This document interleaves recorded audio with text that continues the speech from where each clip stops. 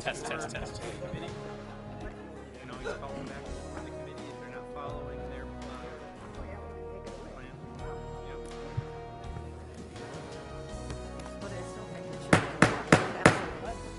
Good evening, ladies and gentlemen. We will call the Common Council to order. I will ask our clerk to call the roll to determine a quorum. Alderperson Vitale. Here. Weigel. Here. Barzak. Here. Chaplesky. Here. Haas. Here.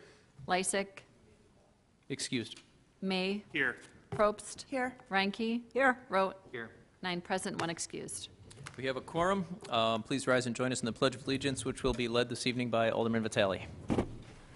I pledge allegiance to the flag of the United States of America and to the republic for which it stands, one nation, under God, indivisible, with liberty and justice for all.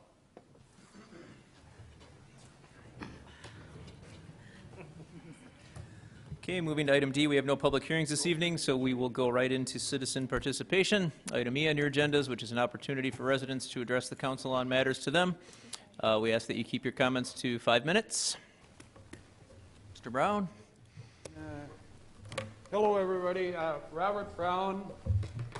I'm here to speak on behalf of the Stop the Violence Incorporated. That's a nonprofit I had.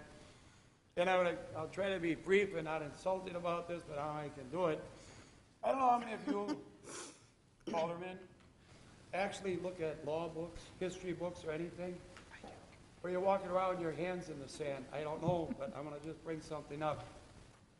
The President of the United States cannot pass laws. You can't take a pen, write laws, and everybody falls down and follow them. He did that when he supported same-sex marriage. There was no law. He wrote it with a pen, and no federal court anybody passed it. He did it. Everybody fell over and went along with him. Now we got the same-sex bathroom deal. That's why I'm here tonight. I haven't heard of one of you say anything. I know you're separate. I've been to the school board meeting with a group of my people. We talked to them. Then they ran out of the room and hid from us, and they want to talk about it. So we all know what it is. You're going to have the boys and the girls taking pictures of them, passing them around. Who knows what else? You know, if you read the news, you know, it's going all over the United States. And I'm wondering why nobody here says boo about it. What's holding you guys back? I'm here speaking up about it.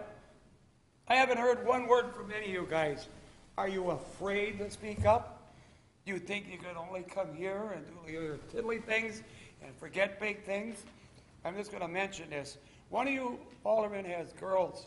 They come in, take their pictures, put them on the internet, something I hear about it. I hope anybody listening comes and tells me about it. And they'll say, what about your father? I'll say, he didn't bother to care. He never said a word. He thought that it is business, what goes on in our schools. He only comes here to get his check and to get his pension paid, and he don't care what goes on in our schools. In West Ellis. Talking about West Ellis schools, you guys, you happen to have schools here, you know, unless you're not aware of it. There are schools here, and they are passing this. I was down there. I won't go into the whole story down there. I want to bring up another quick thing while I'm here. You know, it gets bothering for me that I got to keep coming down bringing stuff up. Just want to bring something about the police. I noticed there's a police chief sitting behind me here. Hope he's listening. Just about somebody called me up, got a young kid, gets an accident, he don't call the cops right away. Car is smashed up, he's got the guy's name, address, and what did he want to do about it? Nothing. He didn't follow the rules, so they're going to let him with a smashed up car. He can use his job. His mother just got through a serious operation, medical stuff. They're all devastated. What do the cops do? Nothing. Why? They didn't follow the rules and call them immediately. Wow. Isn't that something? You didn't call them on their set time limit, so now they're going to do nothing about it. You're too late, they said. We can't investigate the accident. Even if the guy's at fault, your car is smashed up, and you have the guy's name, he won't answer the phone. He gave you a big sob story. When he did it, he said, oh, I'll take care of it, blah, blah, blah. What are the police doing about it? I'm going to just close with that. I wonder who's here. Oh, we have a policeman here. I'm looking right at you. Is this the way you want things done? Ignore people with problems? because they didn't follow their little bitty rule. They called you too late. Mr. Brown, this is to address the common council, not the police chief. I'm sorry, it gets me mad, this stuff. Okay, I'm not even gonna take the whole 5 minutes. You know what to do about the schools? And that means, instead of looking weird like what's going on, you do something. I went to their meetings. Right now, it's under review. And you know what they're gonna end up doing? I already know, nothing. They're gonna follow everybody else, and they don't have to. You have 1 minute remaining. Yeah, there is no lawsuit coming. Bunch of threats. Look what North Carolina did. They said, we're not gonna let the women in the girls in the boys' room, the boys watching the girls taking showers. And what did everybody do? The goody two-shoes people pulled all their football teams out. We ain't gonna go and take part in North Carolina. You know, they do what should be done. They got guts. I'm not addressing you guys. I'm gonna close with this. Actually, what's the problem all over the United States? Half the people living here have no more guts. Bunch of sissies don't follow the Constitution. Oh, really? Is that going on? Oh, boy. I hope you guys do something. Thank you. Thank you. Does anybody else wish to address the council under citizen participation this evening? I'm Violet Brown. I live at 2160 South 86th Street, and I just want to give a little recognition to a great stateswoman. Her name was Phyllis Shapley. She was for the family, for children, pro-life, and she talked about this years ago.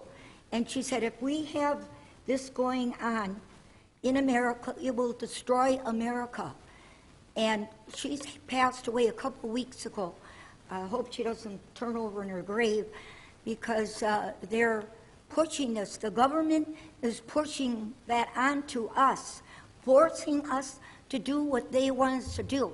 So I thought there was separation of church and state, or the government, but it doesn't go that way. The government tells you, or you can lose your job, or you can lose whatever else, because the government is the God now of the United States of America. So that's all I want to say. Thank you for listening. Thank you. Does anybody else wish to address the council under citizen participation this evening?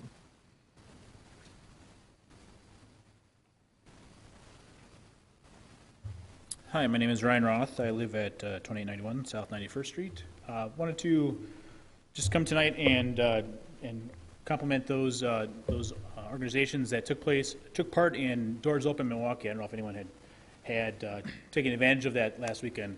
Really great opportunity for the city to improve its brand, to get its name out there, to showcase what is great about West Dallas. That branding also makes me, at least some frustration I have, and that has to do with the vote from last council meeting about the special use permit for the facility at 71st and National.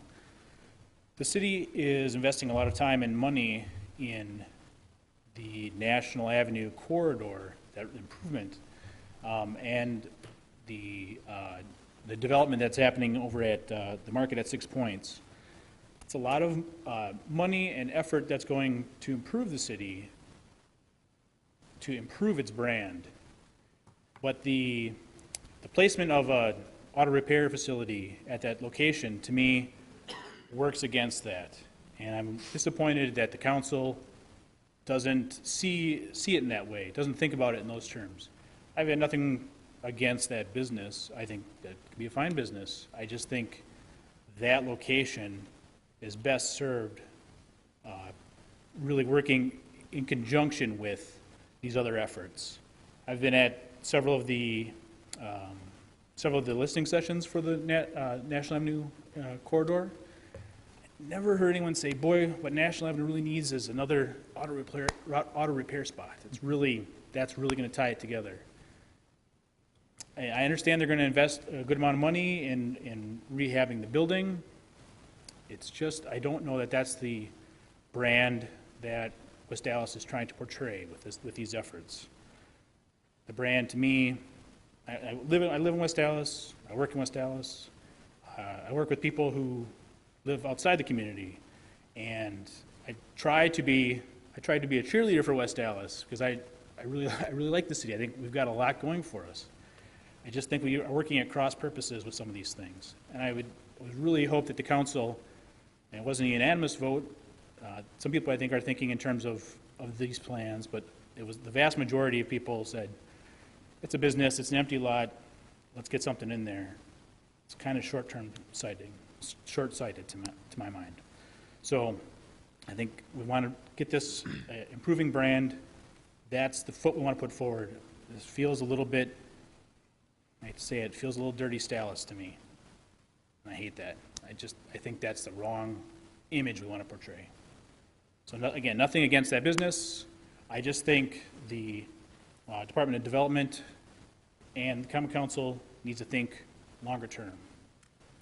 Thank you. Thank you. Is there anybody else that wishes to address the council under citizen participation this evening? Okay. Seeing none, we will close citizen participation and move to item F. Our standing committees will be meeting during recess. Those room numbers are listed on page 1. Moving on to item G, the mayor's report. I just have a handful of things. First off, echoing on the comments about doors open, I want to thank all the people that volunteered. I specifically want to thank Sean Miller from the Development Department for his coordination and his efforts.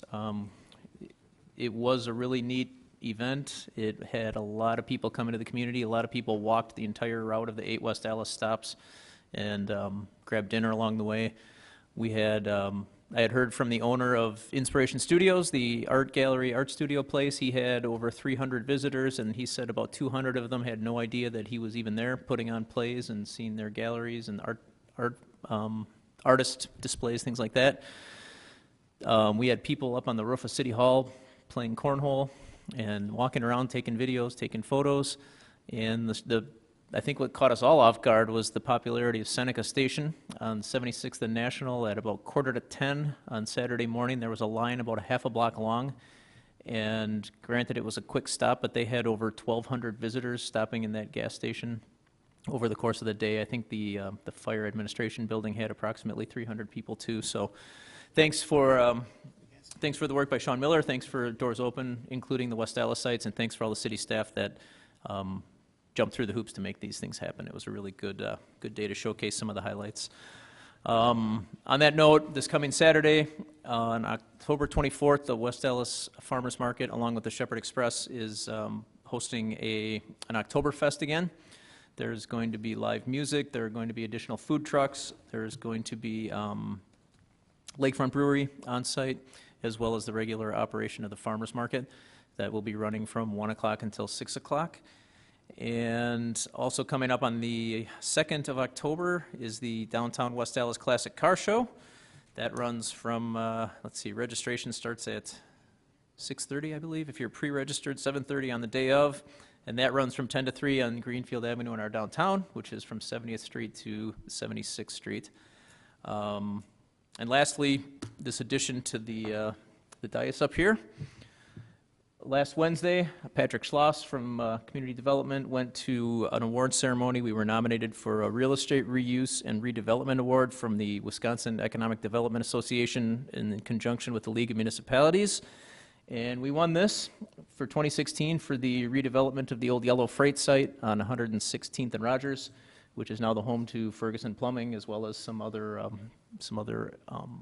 companies, some other businesses that came here and created jobs. So that's why this is here. It will be prominently displayed somewhere as soon as I can wrestle it out of John Stiebel's office. But I just want to congratulate everybody on winning that award as well. That does conclude the mayor's report this evening. Do we have any reports from the alderpersons? Mayor Devine? Alderman Weigel? If I could just mention, on tonight's agenda, we have 2 supplemental items, and I just wanted to speak to that.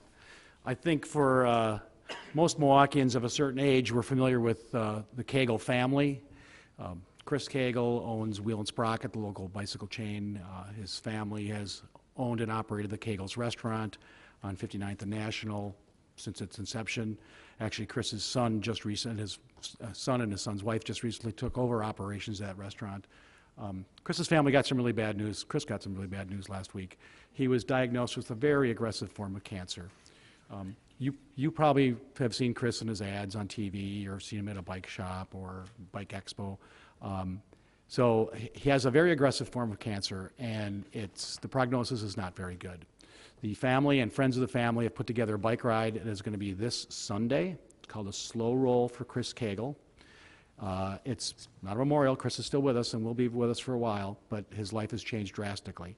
The ride will start at the State Fair Park actually in the city of Milwaukee.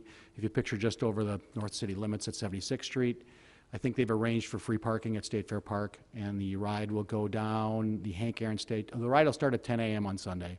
It'll go down the Hank Aaron State Trail to Lakeshore State Park, the island off of Summerfest, and they're going to have some, a little celebration there.